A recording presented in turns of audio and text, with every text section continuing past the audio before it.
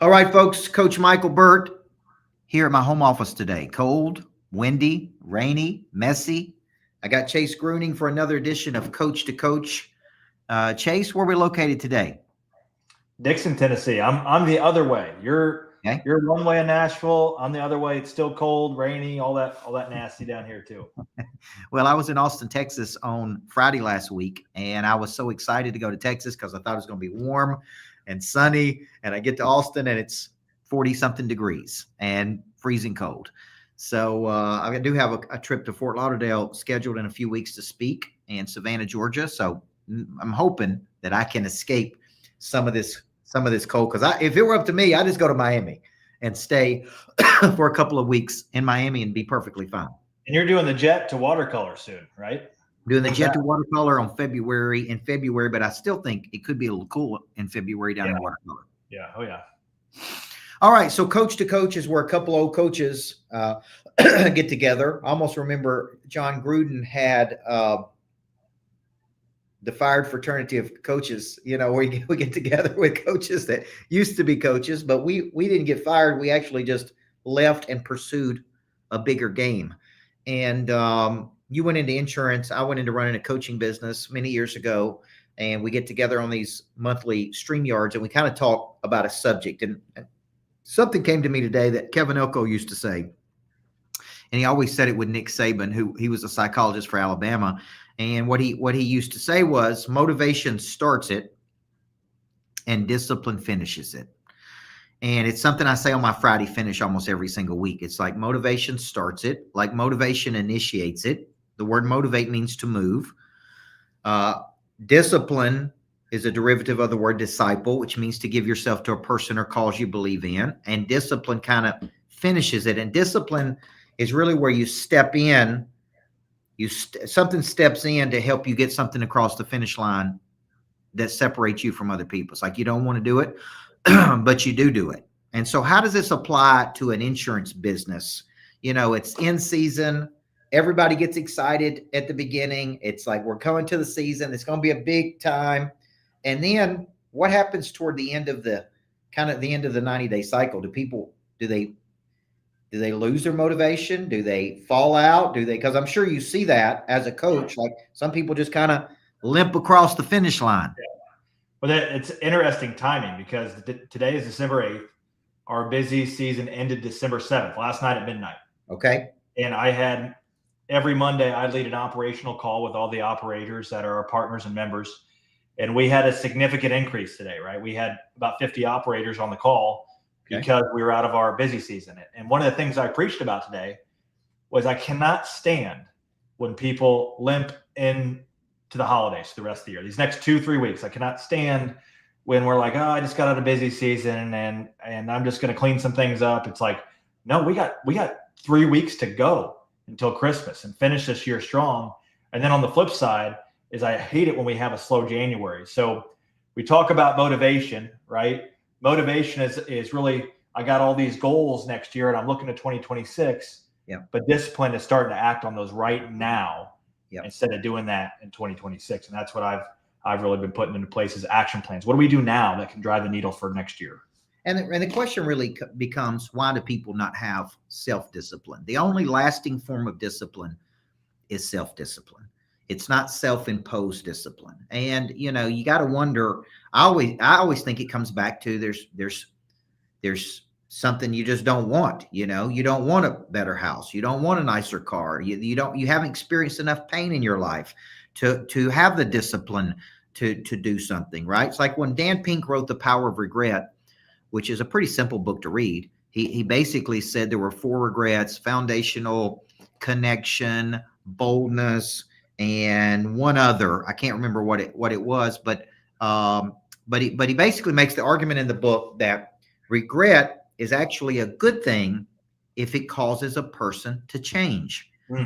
Right? It's like, it's not a bad thing, because a lot of people say, I want to live my whole life with no regrets. Well, everybody's got a regret about something. It's like, I didn't treat that person right, or I wish I would have handled that differently, or I should have stayed connected to somebody. It's like to say you live your life and you got 0 regrets, I think would be a lie. But at the end of the day, it's like that pain of losing, pain of embarrassment, the pain of not performing, the pain of having a chance to be the best and not. Like if either there's not enough pain, okay, to cause a person to change, or they don't want anything bad enough, to me, that is where the discipline breaks down.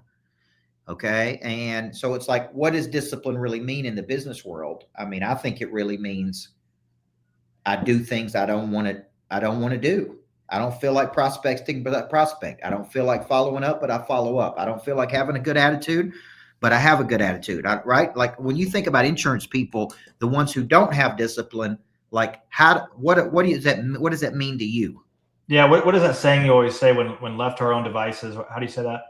We always contract to a place of comfort when left to our own devices. That means we always go back to comfort. If there's no supervision, we always go back to a place of comfort. That's what I'm saying there. And what I would take that, and where I see the people that struggle, is insurance is a pretty easy business to get into. It's a very low barrier to entry, right? Anybody can get in it. And I see a lot of solo agencies. It's just me, myself, and I. They don't have anybody else but themselves. And I see that's where the biggest issue is. When you don't have someone else that's depending on you, or someone else to lead, yep, or someone else that forces you to be disciplined, yep, that's when we're left to our own devices and we retract. So to answer your question, I think I see people that are just there by themselves, doing it alone, have no support, no help, no community, no system. Yep. Those are the people that retract. Those are the people that are left to their own devices and ultimately lack the discipline that I see top operators have, like myself. I've got 1,000 people to support. I've got 25 employees. I've got 1,000 partners. I mean, I got no choice but to wake up and go get it every day because a lot of people are depending on me. Yeah, and there's an argument to be made that when you go and commit to things, it forces you, the pressure forces you to play at a higher level. Like I got a greatness factory, cost me $50,000 a month. I'm forced to, right? It's like if I want that greatness factory, I'm forced to figure out a way to make it work, right? Or some people just go, hey, I can't do it. I'm just going to give it back. I'm going to give it to the bank, or I'm going to sell it, or whatever they say. But I actually think if you step into the pressure will force you. It's like, I got to find another gear. When I'm playing around other players, I got to find another gear. Right? So when you think of discipline, it's kind of like persistence. It's the ability to embrace the suck. Yeah. Right. I always say you got to force yourself to appreciate, whether that's hiring a person you're not ready to hire, buying an office that you're not ready to buy. When you make moves like that, it forces you to be disciplined or appreciate or become better, become bigger, become different. So that's what I believe in, is forced appreciation. Yeah. It's like Pritchett talking about make your move before you're ready. Oh yeah. Make your move before you're ready. And this is very hard for people to do. It's like, I don't have everything together. It's not perfect. It's not in a box. It doesn't have a bow around it. It's like make your move before you're ready. You have everything you need to go make a move, right? Everything right now. You don't have to wait, because I'll hear people say, well, I'm not quite ready, or I need this, or I need that, or whatever the case that they're looking for, when they should just get into action, right? We call it going from mental creation into physical action. So let's talk insurance for a second. End of season happens December 7th, December 8th. Now what happens? Because I don't think a lot of people really understand what happens on December 8th. Is it just back to business as normal? Is like do people relax? Do they go into battle every day? Like, what do they do? This is what I told our team this morning. Not a damn thing changes. Nothing. Absolutely nothing. That should be on a t-shirt. Yeah. Not a damn thing changes, folks. Yeah. Nothing changes. We may take a deeper breath and not have as much pressure because there's deadlines, but we're still running back to back at full schedules, and really we'll slow down for the week of Christmas. We do need to retreat to attack, as you say. Yeah. There's no doubt there needs to be some retreat time, but that's not in the next 2 weeks. We're going to finish hard and put the pedal down. For people outside of our organization, we've got a big webinar next week, workshop, 90 minutes. I'm teaching, and I boiled it down to 3 things. People need more revenue. Insurance agents, they need more revenue. They need more leads, or they need more people. Yeah. And we found a unique way to solve all 3 of those things. And that's what it comes down to. I promise you, when you pull the curtain back on anyone's agency, they need one of those things. And that's all I'm going to be talking about next week, December 17th at 11 o'clock. I'm going to be doing it live at the Greatness Factory, actually. Okay. And I'll be discussing how to get more leads, more people, and more revenue in 2026. So that's the big one. And then we got a big event in Q1 at the Greatness Factory. You're going to be speaking at it where it's surrounding that same topic, but 2 days of it. Now, let me ask you this. You come down to the Greatness Factory. You got an office down there. This week's a big week down there. We've got, Wednesday. Looking forward. Got a big week. We got me speaking Wednesday morning. We got Senator Shane Reeves coming in for the exchange. He sold a company for $66 million. He's got a new company called 12 Stones, probably $200 or $300 million company, while being a state senator, which is pretty interesting.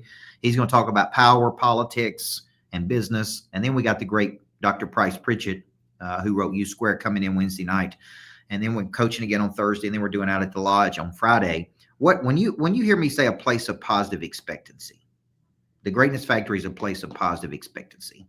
What does that mean to people? Because you got an office there, you come to events there, your wife comes to events there, you do your podcast there. What does that mean to people if they're out there and they're watching? Because I want to make an offer on Wednesday night for people to be members. Yeah. Right. And I'm just going to say, guys, you need to be a member here. Your frequency is your future, man. This is who you hang around, who you're around. What would be your argument for those people to join as a member?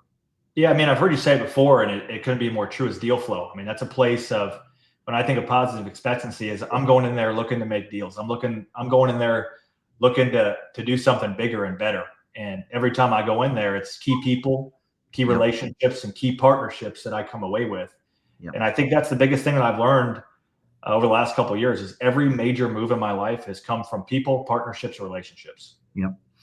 Well, you got an office, you use it as a good recruiting hub. You take meetings there, you do your podcast there. It's really a nice base in downtown Nashville. That's where action is happening. That's where movement is, so I really encourage you guys to check out what Chase is doing over the next couple of weeks. Come to the event, get down to the Greatness Factory on Wednesday of this week. Price Pritchett will be there. We're expecting a big audience. And I think it's going to be a great way to finish the year, because I'm like Chase. As a basketball coach, the minute the season ended, I may have taken 2 days off, went to the mountains just because I couldn't see straight. But by day 2 or 3, Chase, I was on to the next season. I was looking at my new team. I was doing postseason individual workouts. I was moving into spring practice. I was like to me, it's like, okay, that was over. That's good. Boom. I got a new team. I got new competitors. I got a new future. That's how every season was. That's how I think about it in the world I'm in now. It's like, okay, we had, December 31st hits. I go, okay, man, it's a new year. Let's chalk it up. What did we learn? Now let's move on to the next thing, and I go right up to the bell, man. I mean, right up to the bell. So I think it's another good edition of Coach to Coach, man. Good to see you again today. Yeah. Love this one. Motivation starts it, folks, and freaking discipline finishes it. And Chase says, what happens the day after season? What changes? Not a damn thing. Yeah. I love it. That's a good one, man. That's a good one. That should be a book title or a t-shirt. Yeah, there we go. All right. Great session. Thank you. Thank you, Coach.